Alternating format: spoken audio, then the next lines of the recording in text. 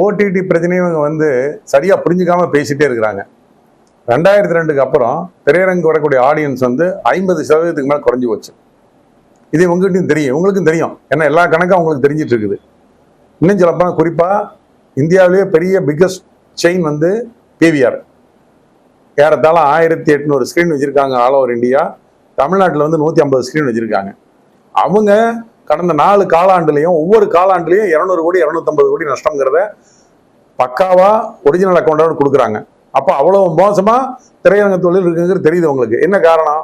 4 வாரத்தில் ஓடிடியில் வருதுன்னு தெரிஞ்சதுக்கப்புறம் ஜனங்களுடைய ஃபுட்பால் கொஞ்சம் கொஞ்சமாக குறைஞ்சிட்டே வந்துருச்சு. இதை நாங்கள் நிறையா தடவை எடுத்து சொல்லிட்டோம். இவங்க அதை கேட்குற மாதிரி இல்லை. இவங்க வந்து தயாரிப்பு செலவை கட்டுப்படுத்தி படங்களை வந்து லாபகரமாக வந்து செய்யணும் இல்லாமல் ஓடிடிக்கு விற்கிறதுலே குறியா இருக்கிறாங்க. நாங்கள் முதலே சொல்லியிருந்தோம்ல, ஓடிடிக்கு நீங்கள் தனியாக படம் எடுத்து விற்றுங்க, நாங்கள் வேணான்னு சொல்லவே இல்லை. இப்போ என்ன நடந்தது? ஓடிடிக்கு டைரக்டாக ஸ்ட்ரீமிங் பண்ணிட்டு இருந்தாங்க. சூர்யா 2 படம் கொடுத்துருந்தாரு, தனுஷ் படம் கொடுத்துருந்தாரு, எல்லாம் ஓடிடி டைரக்ட் ஸ்ட்ரீமிங் கொடுத்துருந்தாங்க. இப்போ அவங்க வாங்குறது இல்லை, தியேட்டருக்கு போயிட்டு வாங்க அப்படின்ட்டாங்க. இதுதான் நடக்குன்னு எங்களுக்கு முதலே தெரியும்.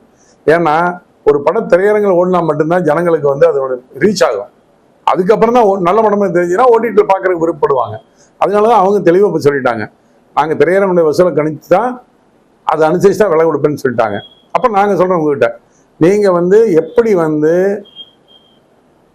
கொரோனா காலத்துக்கு முன்னால் ஒரு 10 கோடி ரூபா வாங்கிட்டு இருந்த நடிகருக்கு கொரோனாவுக்கு அப்புறம் ஓடிடிங்கிற பிளாட்ஃபார்ம் வந்துன்னா அதே நடிகர்களுக்கு நீங்கள் 60 கோடி ரூபாய் 70 கோடி ரூபாய் சம்பளம் கொடுக்க ஆரம்பிச்சிங்க.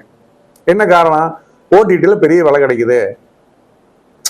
ஒரு தனுஷோட ஜெகமே தந்திரம் படம் வந்து 52 கோடி ரூபாய்க்கு ஓடிடிக்கு டைரக்ட் ஸ்ட்ரீமிங்க்கு வாங்கினாங்க அப்படின்னு தெரிஞ்ச உடனே 10 கோடி கொடுத்த நடிகருக்கு 50 கோடியை மாற்றினீங்க, நீங்கள் 60 கோடியை மாற்றிட்டீங்க.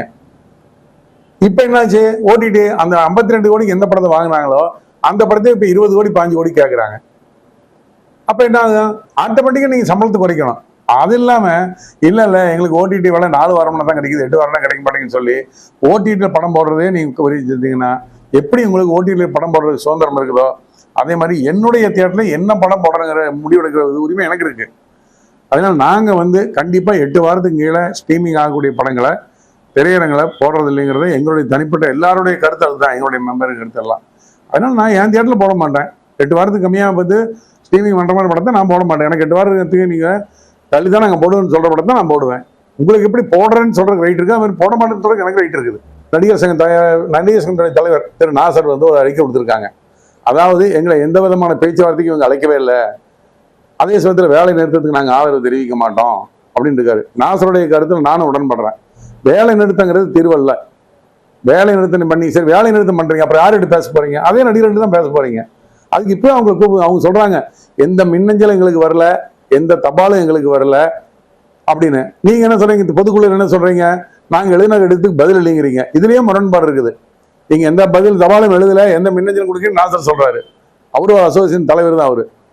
அப்போ நீங்கள் அவருக்கு ஃபோன்லேயே இப்போ இன்னைக்கு இருக்கிற நிலைமையில நாசர் நமக்கு வேண்டாதவர் அல்ல, அங்கே இருக்கிற செயலாளர் விஷால் நம்மளுக்கு வேண்டாதவர் அல்ல. நீங்கள் அவங்களுக்கு ஃபோன் பண்ணியே பேசலாம். சார் இந்த மாதிரி இருக்கு ஒரு